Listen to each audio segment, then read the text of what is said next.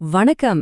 எப்படி ஒரு கவர்ன்மெண்ட் இவ்ளோ பெரிய நாட்டோட பொருளாதாரத்தை மேனேஜ் பண்ணுதுன்னு எப்போதாவது யோசிச்சிருக்கீங்களா? அந்த மேனேஜ்மெண்டோட இதயம்னு சொல்லலாம். அதுதான் ஃபிஸ்கல் பாலிசி. இன்னைக்கு நாம இந்த ஃபிஸ்கல் பாலிசியையும் தேசிய பட்ஜெட்டையும் பத்தி தான் ஆழமா பார்க்க போறோம். இதுக்காக இந்தியாவோட 2026 பட்ஜெட்டை ஒரு உதாரணமா வச்சு இதெல்லாம் எப்படி நிஜத்துல வேலை செய்யுதுன்னு சிம்பிளா புரிஞ்சுக்கலாம். நாம முதல்ல ஃபிஸ்கல் பாலிசினா என்னன்னு ஆரம்பிப்போம். அப்புறம் அது எப்படி ஒரு பட்ஜெட்டா மாறுதுன்னு பாப்போம். அதுக்கப்புறம் இந்தியாவோட 2026 பட்ஜெட்ல என்ன ஸ்பெஷல்னு ஒரு நசர் விடுவோம். கடைசியா இதெல்லாம் நம்மள மாதிரி சாதாரண மக்களை எப்படி பாதிக்குதுன்னு தெரிஞ்சுக்கலாம். சரி, வாங்க ஆரம்பிக்கலாம். Okay, first section fiscal policy அப்படின்னா என்ன? சிம்பிளா சொல்லணும்னா ஒரு நாட்டோட எக்கானமிய சரியான பாதையில கொண்டு போக கவர்மெண்ட் கையில இருக்கிற ஒரு முக்கியமான டூல் கிட்னு வச்சுக்கோங்களேன். பல $1 trillion எக்கானமியை ஒரு கவர்மெண்ட் எப்படி கண்ட்ரோல் பண்ணுது? கேட்கவே தலை சுத்துது இல்லையா? ஆனா பாருங்க, இதுக்கு பின்னாடி இருக்கிற ஐடியா ரொம்பவே சிம்பிள். ஃபிஸ்கல் பாலிசினா இவ்ளோதாங்க. அதாவது கவர்மெண்ட் எப்படி வரி வசூல் பண்ணுது, அந்த பணத்தை எதுக்கெல்லாம் செலவு பண்ணுது, அப்புறம் பணம் பத்தலைனா எப்படி கடன் வாங்குறது, இந்த 3 விஷயத்தையும் வச்சு எக்கானமிய கண்ட்ரோல் பண்றதுக்கு பேர் தான் ஃபிஸ்கல் பாலிசி. சரி, இந்த ஃபிஸ்கல் பாலிசியானது ஒரு பெரிய பிளான். ஆனா அந்த பிளான ஒவ்வொரு வருஷமும் எப்படி செயல்படுத்துவாங்க, அதுக்கு தான் வருது கவர்மெண்டோட ஆனுவல் பட்ஜெட். பட்ஜெட்னா வேற ஒன்னும் இல்ல, ஒரு வருஷத்துக்கான நிதி அறிக்கை. அதாவது அடுத்த வருஷம் ஏப்ரல் 1ஆம் தேதியிலிருந்து மார்ச் 31 வரைக்கும் நமக்கு எவ்ளோ வருமானம் வரப்போகுது, நாம எவ்ளோ செலவு பண்ண போறோம்னு கவர்மெண்ட் போடுற கணக்கு. நம்ம வீட்டு பட்ஜெட் மாதிரி தான், ஆனா இது ஒரு முழு நாட்டுக்கும். இந்தியால ஒவ்வொரு வருஷமும் பிப்ரவரி 1ஆம் தேதி இதை தாக்கல் செய்வாங்க.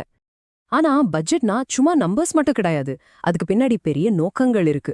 நாட்டோட பொருளாதாரத்தை வளர்க்கணும், ஏழ்மையை குறைக்கணும், பணவீக்கத்தை கட்டுப்படுத்தணும், எல்லாத்துக்கும் மேல மக்களுக்கு வேலைவாய்ப்பை உருவாக்கணும். இதுக்கெல்லாம் ஒரு ஆக்ஷன் பிளான் தான் பட்ஜெட். சரி, கவர்மெண்ட்டுக்கு எங்கிருந்து பணம் வருது? இதை 2ஆ பிரிக்கலாம். ஒன்னு ரெவென்யூ ரிசீட்ஸ், அதாவது டாக்ஸ், ஃபைன் மாதிரி ரெகுலரா திரும்ப திரும்ப வர்ற வருமானம். இன்னொன்னு கேபிட்டல் ரிசீட்ஸ். இது கவர்மெண்ட் சொத்தை விக்கிறது மூலமாவோ இல்ல கடன் வாங்குறது மூலமாவோ வர்றது. இது ஒரு ஒன் டைம் இன்கம் மாதிரி. ஒரு நாட்டோட நிதிநிலை நல்லா இருக்குன்னா இந்த ரெவென்யூ ரிசீட்ஸ் தான் அதிகமா இருக்கணும். வருமானம் மாதிரியே செலவையும் 2ஆ பிரிக்கலாம். ரெவென்யூ எக்ஸ்பெண்டிச்சர்னா கவர்மெண்ட் ஊழியர்களுக்கு சம்பளம், பென்ஷன், சப்சிடி மாதிரி தினசரி நிர்வாக செலவுகள். ஆனா கேபிட்டல் எக்ஸ்பெண்டிச்சர்னா ரோடு, பாலம், ரயில்வே லைன் போடுறது மாதிரி நாட்டோட எதிர்கால வளர்ச்சிக்கு செய்யற முதலீடு. ஒரு நாடு வளரணும்னா இந்த கேபிட்டல் எக்ஸ்பெண்டிச்சர் ரொம்ப ரொம்ப முக்கியம்.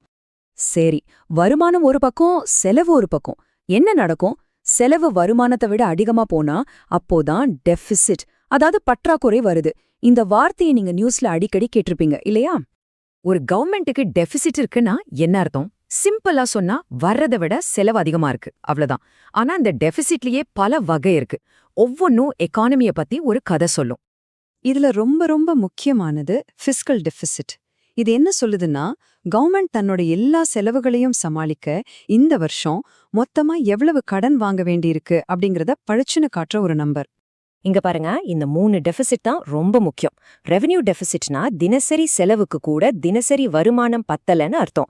ஃபிஸ்கல் டெபிசிட் நாம ஏற்கனவே பார்த்த மாதிரி மொத்த கடன் தேவையை காட்டுது.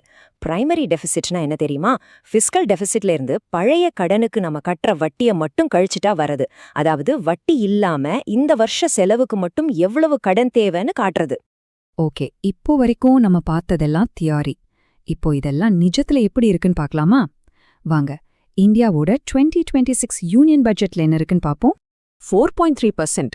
இதுதான் 2026 பட்ஜெட்ல ஃபிஸ்கல் டெபிசிட்க்கு வச்சிருக்கிற டார்கெட். அதாவது நாட்டோட மொத்த ஜிடிபில 4.3% அளவுக்கு தான் கடன் வாங்கணும்னு ஒரு இலக்கு. இது என்ன காட்டுதுன்னா, கவர்மெண்ட் தன்னோட கடன் வாங்குறத கொஞ்சம் கொஞ்சமா குறைக்க முயற்சி பண்ணுது.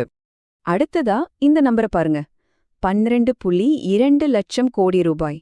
அடேங்கப்பா, இது எதுக்கு தெரியுமா? நாம முன்னாடி பேசினமே கேபிட்டல் எக்ஸ்பெண்டிச்சர், அதுக்கு ஒதுக்கப்பட்ட தொகை. இது நாட்டோட எதிர்காலத்துக்கான ஒரு மிகப்பெரிய இன்வெஸ்ட்மெண்ட். அந்த பெரிய தொகையில ஒரு பெரும் பகுதி இன்ஃப்ராஸ்ட்ரக்சருக்கு தான் போகுது. 7 புது ஹைஸ்பீட் ரயில் காரிடார்ஸ், 20 புது நேஷனல் வாட்டர்வேஸ். இந்த மாதிரி திட்டங்கள் வெறும் ரோடு, ரயில் மட்டும் இல்ல, இது நாட்டோட வளர்ச்சிக்கு ஒரு பெரிய பூஸ்ட் கொடுக்கும். இன்ஃப்ராஸ்ட்ரக்சர் மட்டும் இல்ல, இந்த பட்ஜெட்ல ஹைடெக் மேனுஃபேக்சரிங்கும் பெரிய முக்கியத்துவம் கொடுத்திருக்காங்க. India semiconductor mission 2.0, biopharma, critical மினரல்ஸ்னு முக்கியமான துறைகள்ல கவனம் செலுத்துறாங்க. இதன் மூலம் இந்தியாவை ஒரு குளோபல் மேனுஃபேக்சரிங் ஹப்பா மாத்துறது தான் நோக்கம். சரி, இவ்ளோ நம்பர்ஸ், பாலிசி எல்லாம் பேசிட்டோம். இதெல்லாம் எதுக்கு?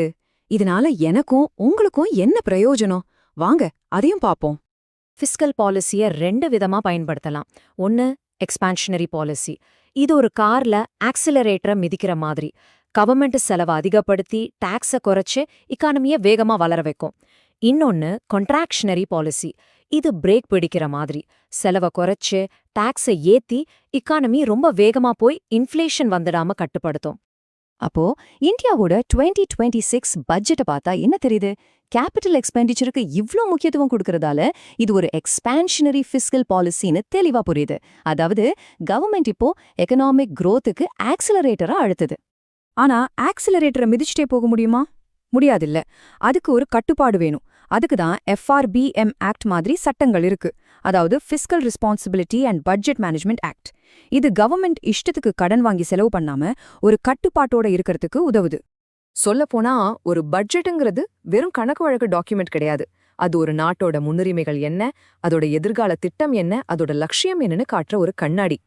பட்ஜெட் ஒரு பிளான போட்டுடுச்சு. ஆனா இந்த உலகம் வேகமா மாறிக்கிட்டே இருக்கு. இந்த நிலையில இந்த பட்ஜெட்டோட உண்மையான தாக்கம் எப்படி இருக்கும்? இது நாட்டோட பொருளாதாரத்திலையும் நம்ம வாழ்க்கையிலையும் என்ன மாற்றத்தை கொண்டு வரும்? பொறுத்திருந்து தான் பார்க்கணும்.